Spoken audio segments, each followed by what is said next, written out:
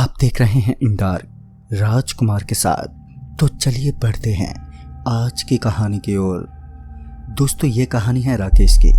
राकेश की उम्र 18 से 19 साल के करीब थे।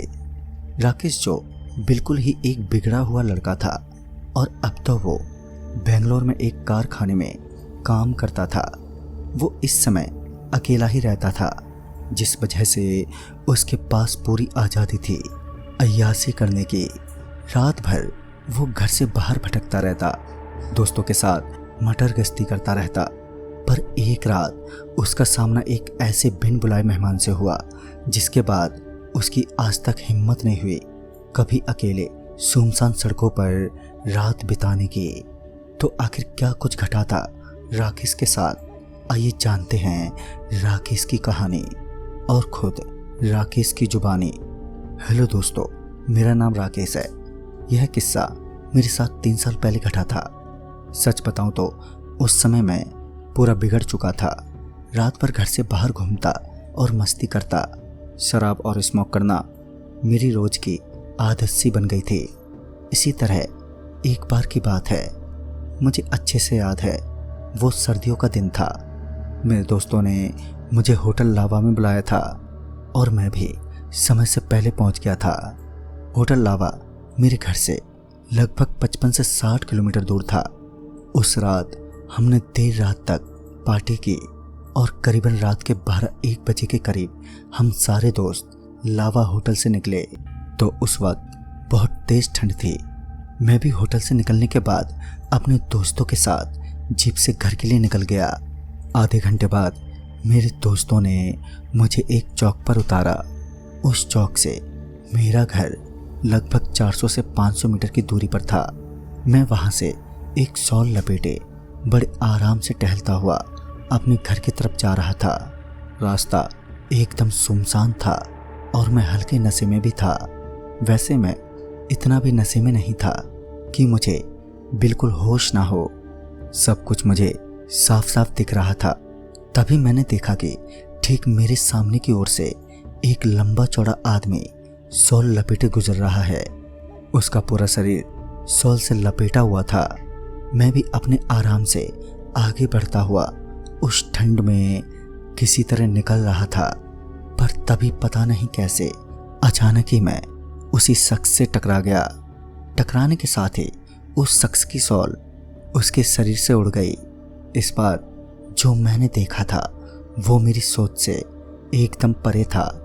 मैंने देखा वो उसका शरीर नहीं बल्कि हड्डियों का ढांचा था और जब वो मेरी तरफ पलटा तो मेरी तो जान ही निकल गई। मैंने देखा उसका चेहरा आधा जला हुआ था और उसकी एक आंख भी नहीं थी। उसे देखकर मेरी तो रूह कांप गई। अब कहाँ हिम्मत बची थी मुझ में कि मैं थोड़े समय भी वहां और रुकूं। मैं वहां से तुरंत भागने लगा, पर वो शैतान अपनी जगह से नहीं हिला और बस मुझे घूरता ही रहा। मैं फटाफट अपना रास्ता पकड़ के एक खेत में कूद गया और वहां से तेजी से भागने लगा। और मैं भागता हुआ बार बार अपने पीछे देख रहा था, पर वो शैतान मेरे पीछे नहीं था। पर तभी मैंने एकदम से देखा कि वही शैतान अब ठीक मुझसे 20-25 कदम आगे खड़ा था। मेरे लिए ये जिंदगी की सबसे बड़ी मुश्किल थी। कुछ ही दूरी पर खड़ा था वो, पर अब उसका रूप रंग दोनों ही बदल चुके थे। वो अब किसी भूखे कुत्ते की तरह मुझे देखे जा रहा था। उसके बड़े बड़े नाखून थे और उसके मुंह से खून निकल रहा था। मेरा दिल एकदम खौफ से भर गया। वो धीरे धीरे मेरी तरफ बढ़ रहा था। मेरे तो कुछ समझ में नहीं आया। मैं बगल वाले खेत में एकदम से कूद पड़ा और भागने लगा। मेरी इस बार हिम्मत नहीं हुई कि मैं पीछे पलटकर देख सकूं और मैं भागता हुआ खेतों की तरफ गया और वहीं एक लोहे की पाइप के पीछे छिप गया। मैं वहीं चुपचाप छुपा रहा और इसी बीच मेरे दिमाग ने काम करना बंद कर दिया था। मैंने अपना फ़ोन निकाला और अपने दोस्त सैयद को कॉल लगाया। सैयद के साथ ही मैं पार्टी से लौटा था। मुझे लगा कि अगर वो घर ना पहुंचा हो तो मेरे साथ आ जाए और मुझे बचा ले। सैयद को मैंने डरते और कांपते हुए सब कुछ बताया और फिर जो उसने कहा तो उसने तो मेरे होश और भी उड़ा दिए। उसने कहा कि देख भाई, जिस रास्ते पर तू शैतान से टकराया है वो रास्ता खुद ही उस शैतान का है, जिस वजह से कोई भी शख्स अकेले इस अंधेरी रातों में वहाँ से गुजरने की हिम्मत नहीं करता है। कुछ लोगों का मानना है कि अगर कोई भी शख्स गलती से भी चलता हुआ उससे टकरा जाए तब वो शैतान उस दूसरे शख्स को जिंदा नहीं छोड़ता बल्कि अपने अड्डे पर ले जाकर उसे जान से मार देता है। तू वहीं रुक, मैं कुछ ही देर में वहाँ पर पहुँचता हूँ। तब तक तू किसी खुफिया जगह पर अपना बंदोबस्त कर ले और उसी रास्ते पर खेतों के उस पार जो जंगल है वहाँ पर पहुँच जा। मैं वहीं पर पहुँचता हूँ क्योंकि मैं भी अभी तक अपने घर नहीं पहुँचा। मेरे दोस्त की ये बात सुनकर मुझे थोड़ी हिम्मत मिली। मैं उस शैतान को कहीं देख नहीं पा रहा था। मैं हल्के नशे में था, इसी वजह से मुझे और डर लग रहा था कि कहीं मुझसे कोई गलती ना हो जाए। मैं वहाँ पर छुप नहीं रहा था क्योंकि मुझे कहीं वो शैतान दिखाई नहीं दे रहा था। मैं बड़े आराम से जंगल के दूसरे छोर पर आ गया था और मुझे मेरा दोस्त भी वहीं खड़ा मिला। उसे देखकर मुझ में थोड़ी हिम्मत आई और अब तो वो शैतान भी मुझे कहीं नहीं दिख रहा था। इसके बाद मैं उसके साथ अपने घर की तरफ बढ़ने लगा। हम दोनों मेरे घर पर पहुंच गए और घर पहुंचने के साथ ही मैंने दरवाजे को कस के बंद कर लिया था। मैं बड़े आराम से बिस्तर पर लेटा। मैंने सैयद का भी लाख शुक्रिया किया कि उसकी कही गई बातों की वजह से और उसके साथ की वजह से आज मैं जिंदा बच पाया। पर तभी मेरा फ़ोन बजा और मैंने फ़ोन को देखा तो वो फ़ोन सैयद का था। मेरे लिए ये एक बहुत बड़ा झटका था। आखिर जब सैयद मेरे घर में है तब वो मुझे कॉल क्यों कर रहा है। पर मैंने फिर भी वो फ़ोन उठाया, पर तभी दूसरी तरफ से वो आवाज़ सैयद की लग रही थी। तभी मैंने कहा, सैयद तू मजाक कर रहा है क्या? पर तभी दूसरी तरफ से आवाज़ आई, यार मैं मजाक नहीं कर रहा हूँ। और ये तू कर क्या रहा है? खुद तो तू घर पहुँच गया और मुझे यहाँ पर फंसा दिया। अरे आखिर अगर तुझे मजाक ही करना था तो दिन में कर लेता। फिर मैंने कहा, यार पर तू इस वक्त है कहाँ? उसने कहा, वहीं जंगल के मोड़ पे। ये सुनकर तो मेरे होश ही उड़ गए जब उसने मुझे बताया कि वो जंगल के मोड़ पर है। मैं बेड पर से उठकर लिविंग रूम में गया तो वहाँ पर सैयद एक शीशे में अपने आप को देख रहा था। सैयद शीशे की तरफ मुड़ा था जिस वजह से उसका चेहरा दिख नहीं पा रहा था। पर मैंने आईने में देखने की बहुत कोशिश की और आईने में जो मैंने देखा वो देखकर मेरी रूह कांप उठी। मैंने देखा कि ये कोई और नहीं बल्कि वही दानव है, वही शैतान है जिससे मैं कुछ समय पहले टकराया था। मैं हिम्मत करके पीछे बढ़ा और खिड़की से बाहर निकल गया। मैंने अपने बिस्तर के ऊपर तकिया को रख दिया था और उसको एक कंबल से ढक दिया था जिससे कि शैतान को लगता कि मैं भागा नहीं बल्कि सो रहा हूँ। फिर मैंने अपने दोस्त को फ़ोन लगाया और साथ ही मैं भागता भी रहा। मैं एक जगह पर पेड़ों के बीच बैठ गया और वहीं पर मैंने उसे सब कुछ बताया। मेरा दोस्त भी उसी झाड़ी के पास आ पहुंचा।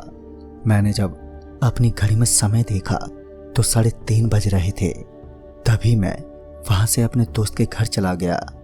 मेरा दोस्त भी मेरी तरह बैचलर था।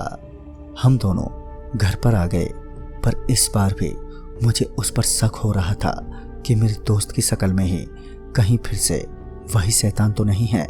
और अब हम दोनों किसी तरह सुबह होने का इंतज़ार करने लगे। इतना हुआ ही था कि तभी मेरा फ़ोन फिर से बजा, पर इस बार ये फ़ोन बिक्की का था। बिक्की का फ़ोन जैसे ही मैंने उठाया तो दूसरी तरफ से आवाज़ आई कि भाई कहाँ है तू? हम लोग तेरे घर आ गए हैं। दरअसल हम सबके रूम की चाबी तो तेरे पास ही है। याद है तेरे को जब हम लोग वहाँ से निकले थे तभी तूने अपने वॉलेट में सबकी रूम की चाबी रख ली थी और फिर उसके बाद तो हम चाबी लेना ही भूल गए। चल अब बता कहाँ पर है तू? मैंने डरते हुए और बड़े धीमे आवाज़ में उससे कहा, भाई भाग निकल वहाँ से वरना मरेगा। उसने बस इतना पूछा ही था, क्यों? बस उसी समय उसकी एक दर्दनाक चीख निकल गई। हम दोनों को ये यकीन हो गया था कि लगता है कि उस शैतान ने विक्की का काम तमाम कर दिया है। मेरा दोस्त तभी मुझे कह रहा था, भाई देख, किस्सा कुछ इस तरह है। लोगों का मानना है कि उसी रास्ते पर एक समय एक आदमी का कत्ल हुआ था। बड़ी बेरहमी से कुछ गुंडों ने उसे लूटा और बाद में उसे मार डाला। उसके बाद से ही उस रास्ते से गुजरने वाले हर शख्स के पीछे पड़ जाता है वो शैतान। अब जो खुशकिस्मत रहते हैं वो बच जाते हैं, इसलिए लोग उन रास्तों से गुजरने से बचते हैं। तुझे उस रास्ते पर नहीं जाना चाहिए था।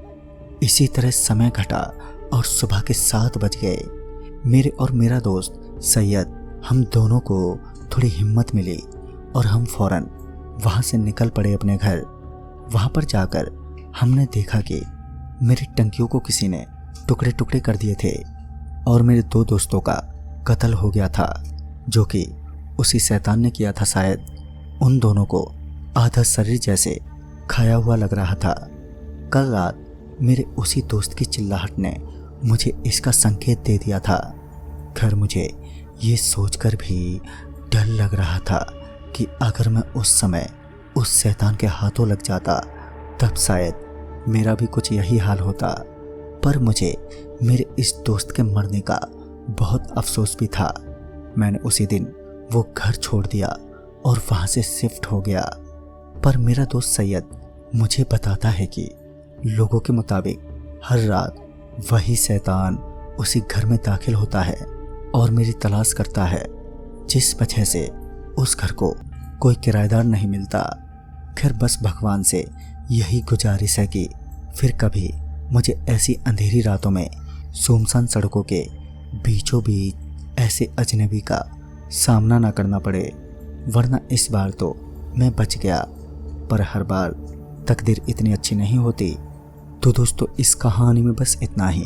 तब तक के लिए बाय एंड टेक केयर।